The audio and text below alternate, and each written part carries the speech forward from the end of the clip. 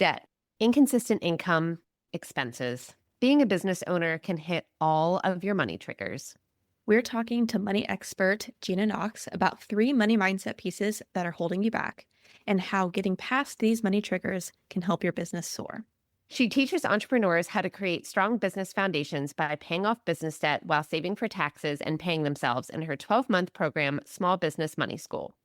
She also helps her clients create a 7-figure wealth portfolio in her mastermind, 7-Figure Wealth. Over her career as a coach, Gina has helped clients save over $8 million in their businesses and build wealth portfolios worth over $14 million. Being an online business owner is full of ups and downs. Some days you can't imagine going back to your 9-to-5, and other days you want to burn your whole business to the ground. We get it. Welcome to Chaos to Conversions, a podcast of practical, no BS strategies to grow your online business. Each week, we're chatting about launching, copywriting, mindset, and more, so you can make sense of the chaos and do more of what works. Join the conversation and let's grow together. Hi, welcome back to Chaos to Conversions. We are here with a guest today, Gina. Gina has an amazing podcast, which I've been tuning into. Remind me of the name, by the way, I'm blanking. Small Business, Big Money. Love it. She has some really great episodes that I've been listening to lately, because I definitely consider myself a small business who wants to make big money. So Yes, I think we all do. So yeah, I'm really excited to have her on. So let's dive right in. I know we're talking today about money mindset. So what are some of the kind of like bad thoughts that you feel like entrepreneurs have around money, and kind of how do they hold you back from scaling your business? I think first, can I actually define money mindset real quick? Yeah, Because totally. I remember when I was starting being like, what the hell is that? That sounds fake. Like, and everyone says it's important, and I don't know. Money mindset is simply when things happen financially in your life, it triggers a thought.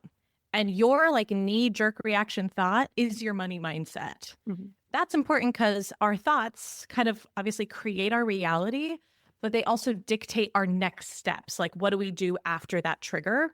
And so if we want to build our businesses, the thing is, business owners, compared to I think any other group on earth, have so many money triggers because we're dealing with both sides of the money. We're dealing with managing the money that we earn, like everyone on earth, but we're also managing making the money and like being in charge of pricing and customers and that whole side. So I think there's just a ton of triggers as an entrepreneur. And your money mindset is just, what is your knee-jerk reaction to all of those triggers? I can distill it down to 3 main ones, and then we can dive deep. The first main one I see is inconsistent income is bad, or I have to get consistent income, or I still have inconsistent income, therefore X. Therefore, I can't pay myself yet. Therefore, I can't do this project. Therefore, I can't quit my job. Therefore, I can't whatever. That's a whole thing we can talk about. The second big one, debt is bad, right? Just like sweeping generalization. I want to avoid debt. I want to get out of debt. I hate myself for going into debt. I'm a bad business owner for having debt. So that whole arena. And then I think that there's just like a third more amorphous kind of group of thoughts, which is all around like what we might consider bad, quote unquote, bad triggers. And then your knee-jerk reaction to it. So like, oh, I got a failed payment, immediately thinking the client hates me. They want to get out of their contract. I have to send them an email. I have to get my lawyer involved, like immediately escalating it. Or I'm getting low on my bank account, bad trigger. And like the whole slew of thoughts that happen. So I think that that's kind of like the 3 big buckets: inconsistent income, debt, and then just these like daily triggers that you may find yourself consistently escalating very fast. I feel like last year, 2024, was kind of like the year I realized how like much business is personal, right? Like all the baggage in your personal life comes in. Like I knew that, but it kind of like slapped me in the face in several moments. I definitely think in the money area, it was one of those. I see in so many Facebook groups I'm in where like copywriter groups where there's a failed payment come through and it's like panic, right?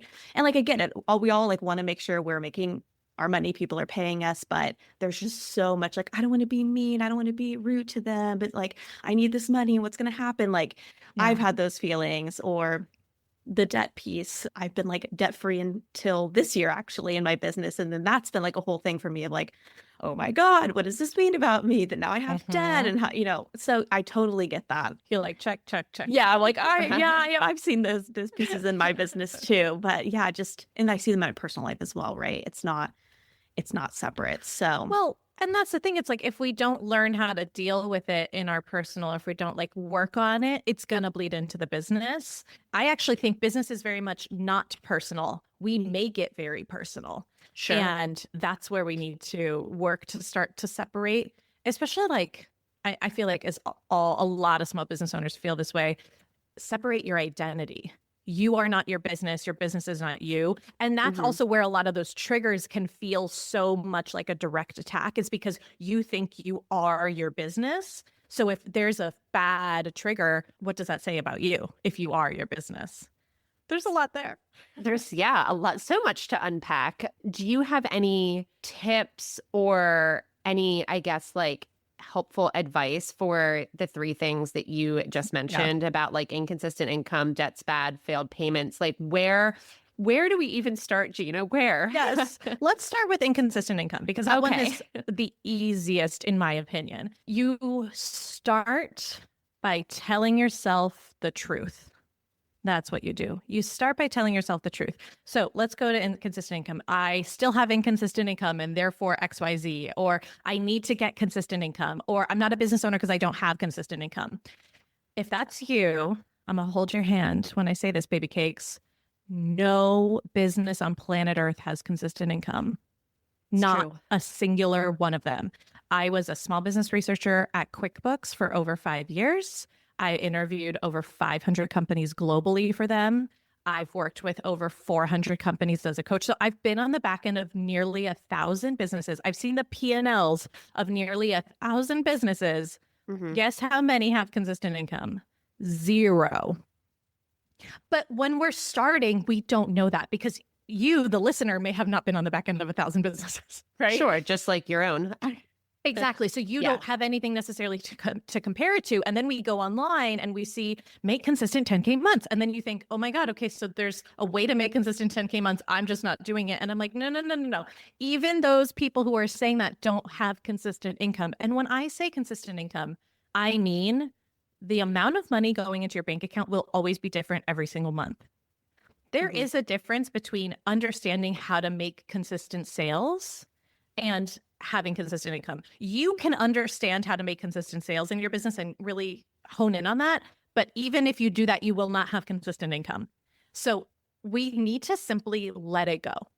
If you want consistent income, just go get a job. Sure. But if you want to be an entrepreneur, we got to just let it go. It's the nature of business. So that's the first one, is like, realizing, I'm not the only one. Is there like a point where, I don't want to say it becomes too inconsistent, but like, is there like a certain percentage where you would start to get worried, or do we just have to like let the whole thing go? As you scale, it gets worse. Sure. Like way worse. My income inconsistency is much bigger as $1 million business owner than it was as a 6-figure business owner, like dramatically worse. Interesting. Okay. So that's not a barometer for success. Okay. Well, that is great to know. That is good to know, because that is not what I feel like we would have all thought. We're like, we're going to make $1 million and it's going to be like, every month we're just like flying through with money. No. So here's the thing. If income will always be inconsistent, then what? All that's left is you have to have a strategy to manage it.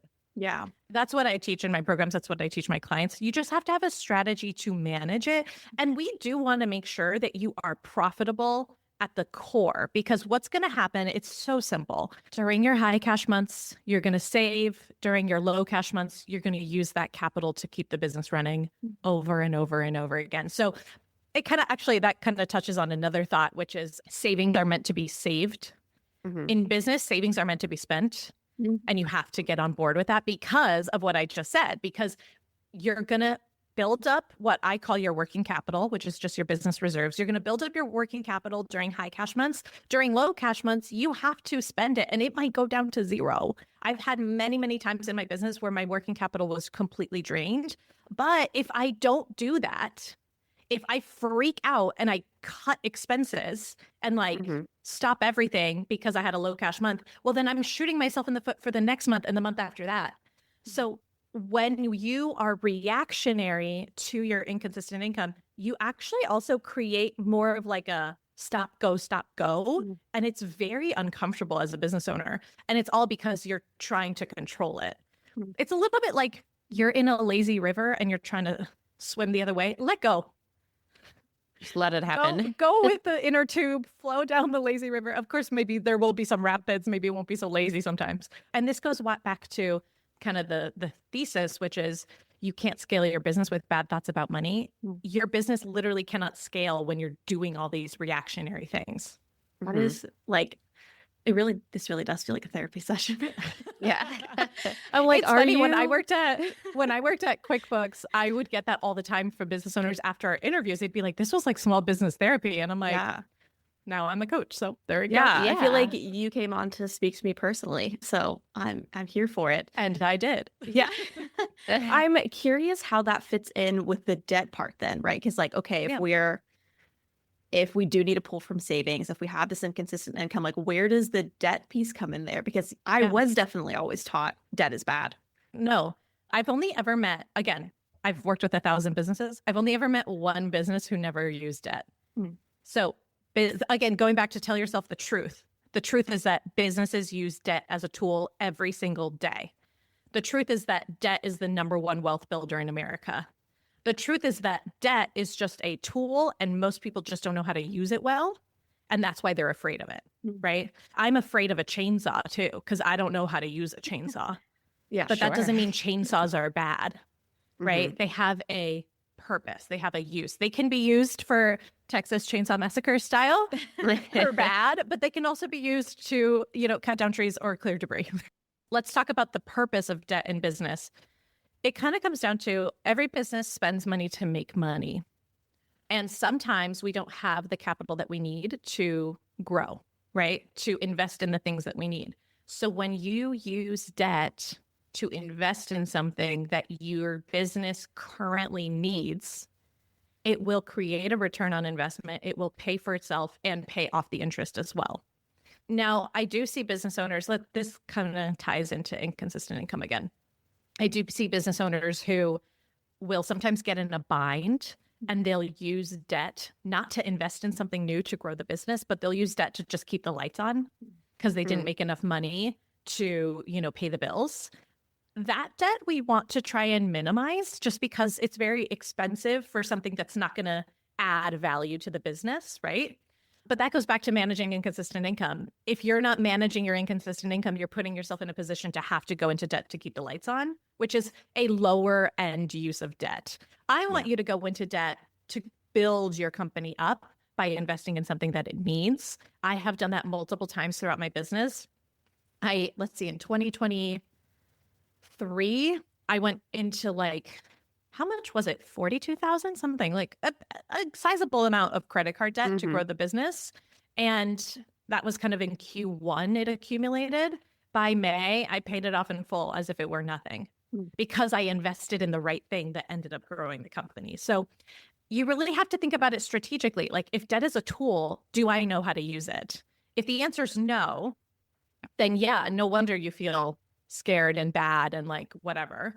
But if you know exactly how to use it, then you'll always, you'll always know how to grow your company because you'll be investing in something that grows it. But B, you just won't be spending your time on worrying about it, right?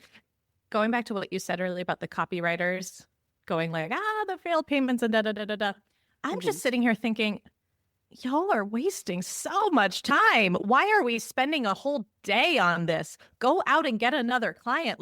There's bigger fish to fry and you guys are out here worrying about this. There's bigger fish to fry and you're worried about if debt makes you a bad person. Yeah. Baby, we got to move on. Yeah.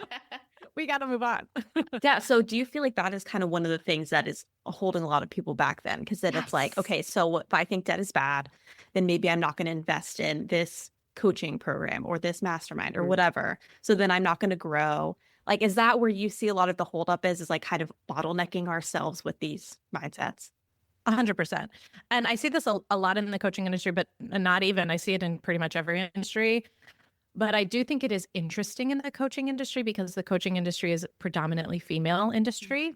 And when I was in Silicon Valley, a predominantly male industry in tech, no one ever said these types of things. I think there's actually a lot of internalized misogyny happening when we have a conversation around debt with women. Men are taught to be risk takers and to think through these things and do their opportunity cost analysis or whatever, right? And women are just told, you suck at money. Yeah. Women are told you spend frivolously. The reason you're in debt is because you have designer handbags or something stupid like that. Like, it's very much a personal attack. And I just think like we've internalized that so much. We've internalized that message. And yeah, it does keep a lot of business owners stuck. Like, it keeps them plateaued. And also going back to like just not knowing how to use debt. It is a skill you have to learn. And if you are convincing yourself debt is bad and debt is like something I want to, avoid as much as possible, of course, you're never going to learn the skill because you're not even open to the skill. That totally makes sense a lot. I've so many feelings, I feel like right now. But so you've seen the back end of a ton of different, over 1,000 different businesses. I'm an online business manager, so I've seen the back end of not nearly as many, but like, let's call it like 25 at this point. I've heard this rumor, but I would love to know your take on it because I don't know if I actually think it's true. I've heard that like once you get over the first 6-figure mark, like once people get to $100,000, it gets, I don't want to say easier, but like the jump from like 100K to like 500K is, I'm doing air quotes, easy. But then once you get to like 500K, it gets much trickier to get to that $1 million mark. Do you think that's true at all? I have no scientific basis at all, Gina, but I've heard people say it. I'm going to tell you my story, and then I'm going to tell you my clients' kind of like the back end story of what I've seen. I'm ready. I had a very hard time getting to 100K. Emotionally, I was very impatient. I was very frustrated. I was a full-time worker in tech making upwards of $150,000 a year. So I really struggled with the idea of like matching my salary. That felt impossible because in order to make 150,000 personally, I would have to make like 300,000. I was making 20. It was like there was a huge jump. It felt impossible. So it took me quite a while and I made a lot of mistakes that if I had not made, I would have hit 100K so much faster. But in actuality, it wasn't really that slow. I just felt like slow. So 2020 is when I really first started to take my business seriously. I made $28,000 that year. 2021, I made $115,000. 2022, I made $273,000. 2023, I made $525,000. 2024, I made $922,000. Now 2025, I'm already like we're beginning February. I'm kind of like gearing up to do about 1.6. I'm already at like 300K for the year. So I am doubling every single year, essentially. And I think the reason I've done that so fast in retrospect, it felt excruciatingly slow in the beginning, but in actuality, it's incredibly fast. I think I know how to manage my money so damn well. So I know exactly what to spend on. I'm very, very profitable. Last year, I was 59% profit, like huge profitability, which means I have capital in the business to invest in what it needs, which means I'm never freaked out. I don't waste my time and energy on these little triggers. I move on much faster. So I may still spiral, but I spiral for about 12 hours, not 2 weeks. Fast. And that's now. Like there were times where I definitely spiraled, like especially in 2020, I was spiraling for like 3 months, right? But I got faster and faster. So I think the first 100K was the hardest. I think everything else after that was pretty easy. 500K to just shy of $1 million last year, 922K. That was hard. That was hard. Last year, I worked the hardest I'd have ever worked in my business, and I failed all year long. I had 5 launches. I only hit 1 launch goal. Okay. I was consistently failing last year. 500K is delicious. Oh my God. 500K business, chef's kiss. It's easy. It's profitable. You're swimming in money. Your clients all like you because you have a small enough kind of group still. Like, oh, it's so easy. But then doubling to 1 million, kind of brutal. Now I'm like, oh, I'm feeling all the benefits of all that work from last year. But I would say like there is some truth to that jump being challenging. I will say though, from seeing all these businesses, so that's my story, I actually think getting from 100K to 500K is really challenging for so many people, where for me, I feel like I kind of breeze through those milestones. I've seen people stuck at 150 to 180K for 5 years. I see people get stuck at 200 to 300-ish K for years on end. I actually don't see that many people hitting 500K. I see people getting stuck between those two milestones for years, for like years and years and years. It obviously depends on the business models. Some business models inherently make more revenue. I have some farmers who I work with. I have some convenience store owners. I have some construction companies, and they kind of inherently jump into $1 million or $2 million a year business, but their profit sucks. So some business models do inherently have higher kind of entry points. In the coaching industry, though, people really get stuck. And I don't see a lot of people hitting 500K. Do you think it's that like time for money aspect? I think it's so many things. I think that there's a lot of, well, let me tell you what it was for me. To go from 273K to 525K, I had to stop doing one-on-one coaching. Now, in 2022, when I made 273, over 100 grand of that came from one-on-one. So one-on-one was my primary revenue generator. Yeah. And then I had to drop it and somehow make more money with a lower ticket offer. Yeah. So what does that mean? You need way more leads. You need to know how to convert like the back of your hand, because one-on-one is easy to convert because it's easy to lean on the crutch of you get one-on-one access to me. Groups is not that. You have to be so much better at selling to sell groups. Everyone thinks groups are easier. You guys are out of your minds. Groups are significantly harder, or not even harder, but it takes the same amount of effort for a lower price point. And everyone goes, oh, well, groups saves you time because you only have 1 call a week. Yeah, but you're using all that other time on lead generation and marketing and all of that. Yeah. So that was a hard jump. I think the reason people get stuck is they're not financially prepared to make that jump. Meaning, when you stop doing one-on-one and go all in on groups, you're going to have a huge dip in revenue in the short term. If you don't have the cash reserves to make it through that dip, you're going to freak out and you're going to go back to one-on-one and you're going to stay stuck at 200K. Yeah. Right? Or I've seen this too, unfortunately, you're going to freak out. Your confidence is going to take a hit. You're going to go back to one-on-one and you're going to make less money than you did before because your confidence is so shaken. So you really need to be financially prepared to quit one-on-one. And that means like multiple months of cash on hand. And when I made that switch, that's when I built up about $45,000 of business debt. I was prepared to go into business debt to invest in the things that I needed to do to make that switch. Yeah. And I did that even though I had cash in the bank because I knew I needed to hold on to my cash. So these other investments are going to go on a credit card or on a Stripe loan or whatever because I need that cash because my revenue has dipped. Yeah. And it wasn't forever. It picked back up, but I think a lot of people get stuck there. That is a very hard switch to make. And then, yeah, it just touches like all the other mindset things we've been talking about. People just freak out whenever something major shifts. And to get to 500K and then to get to from 500 to 1 million, you're going to be making some major shifts in your business model. And you have to be like solid enough to push through those shifts. if we're talking about building cash reserves, I know there's going to be people who are listening to this, even like comes up in my mind. I've thought it while listening to your podcast before, even though I know you have episodes on this.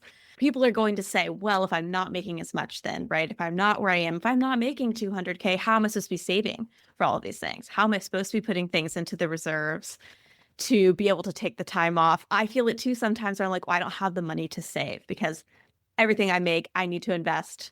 Like if you don't have the into money things. to save, you're not spending money on the right things in your business. Yeah. Fundamentally, your business should be profitable at every level. And if it were, you would have the money to save. Let me explain what I mean. It is my philosophy that every dollar you spend in your business needs to create a return on investment immediately, not 6 months down the line, not 2 years down the line. You need the return on investment now within the engagement of when you're spending the money. This goes for software. This goes for team members. This goes for coaching. This goes for equipment. This goes for anything that you spend money on.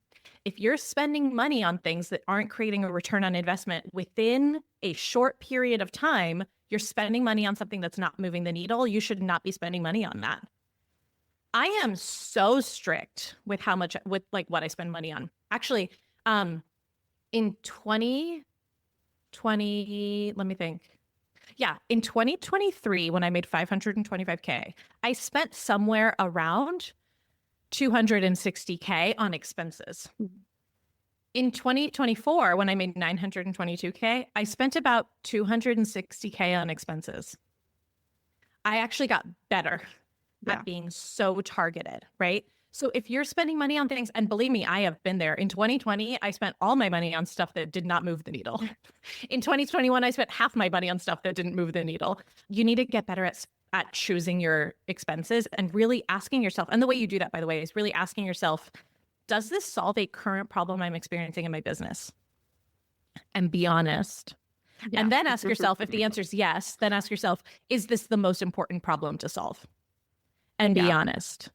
And then if you're like gaslighting yourself into saying, yes, I really need it, it's really solving a problem, then ask yourself, is this creating at least a 5x ROI right now? If the answer is no, cut it. Because guess what? If you cut it, there won't be any material impact because it's not making a return on investment. If it is making a return on investment, you will know, because if you cut it, it'll make a material impact on your sales, right? Like if I cut my OBM right now, that would have a material impact on my ability to sell. So that's how I know, don't cut the OBM. But I have had other team members in the past, which were definitely like, nothing wrong with them. Nice, lovely people who were good at their jobs. But I realized, if I cut their job out of my business entirely, my business actually won't be affected, which means I probably shouldn't have them right now anyways.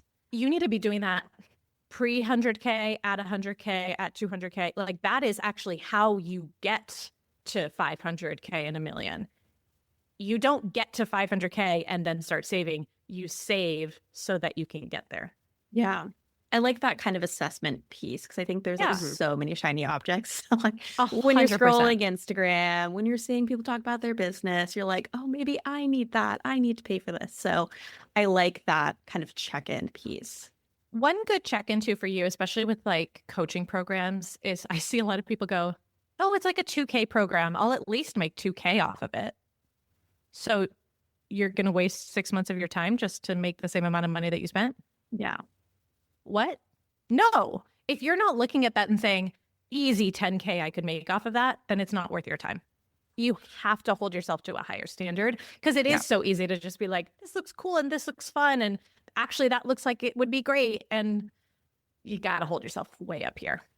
Yeah. Okay. Kind of circling back to the mindset piece of things. Yes. What are some kind of daily habits or practices that people can kind of get into to help clean up those mindset pieces they have going on?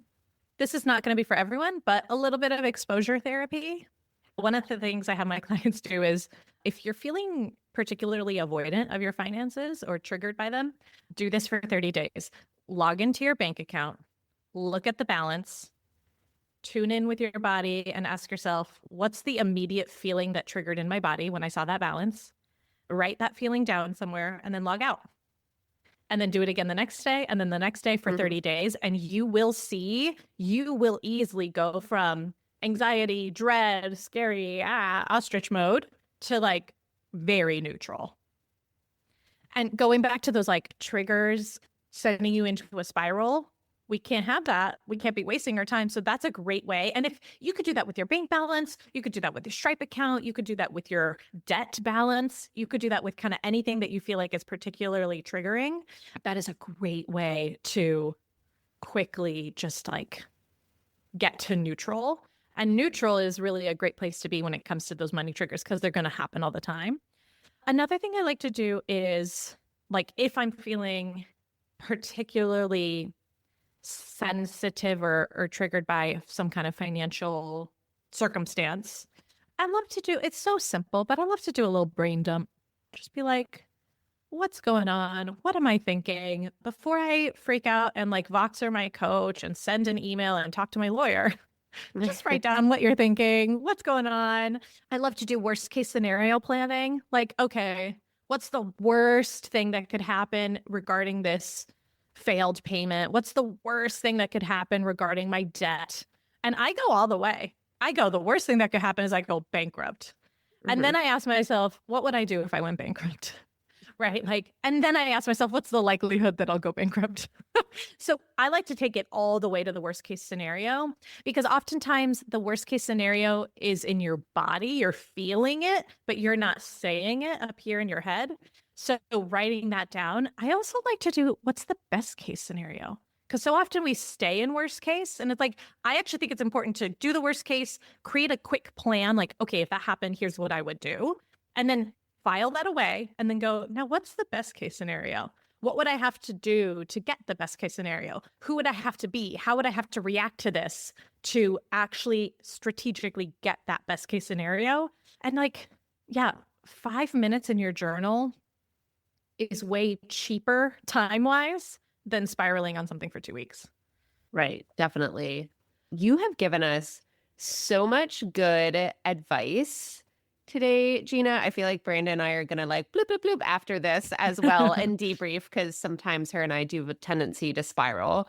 I think it's so normal. We're human beings. This is a lot of hard stuff. It is. And I mean, there's so many, I feel like, thoughts about money from, you know, your childhood and like how you grew up and all kinds of past things that shape who you are.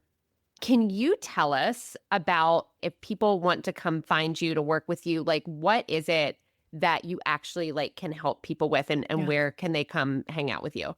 Yeah. Well, you can come hang out with me for free at my podcast, like we said, Small Business, Big Money. It's a lot of this. Okay. It's a lot of this. It's a lot of me waxing on about a topic or interviewing a small business owner. There's a lot of good stuff there. In terms of business finance, if you want to work with me, the best program is Small Business Money School. It's exactly what it sounds like. It's money school for business. And as much as we focus today on money mindset, in Small Business Money School, we give you the strategy to manage the inconsistent income. We give you the strategy to pay off debt or to use debt properly. We give you the strategy to pay yourself an owner's pay consistently every single month. That's huge. We give you the P&L spreadsheets. We give you the projections, like how to make good expense decisions. So there's a lot of strategy. And then we do a lot of mindset on our coaching calls. But the other thing too is unlike I don't know if I've seen any money program that does this. We actually give you quarterly CFO reports. So we act as a fractional CFO to you. And every quarter or as many times as you want, but we recommend once a quarter, you submit 6 months of your financial data, your P&L. We go through it with a fine tooth comb and we're like, cut this, do that, move this. Here's your tax plan to get on track. And those are so great because I always say like, give me your P&L and I can tell you exactly what's wrong with your business.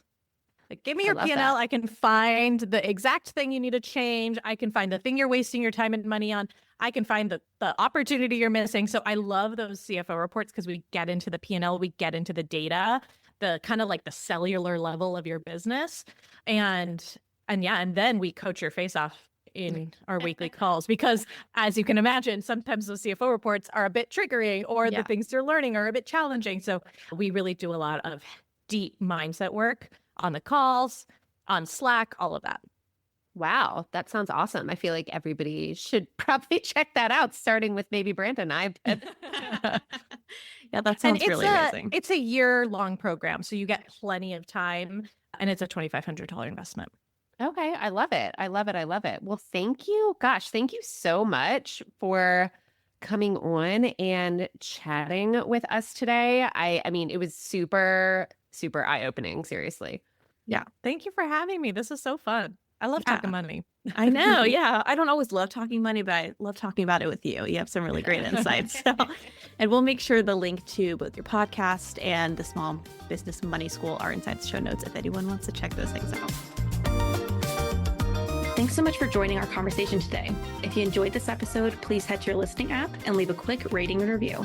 If you're on Instagram, share this episode and tag us at Duxbury Digital and at The Relevant Collective. We'd love to hear from you.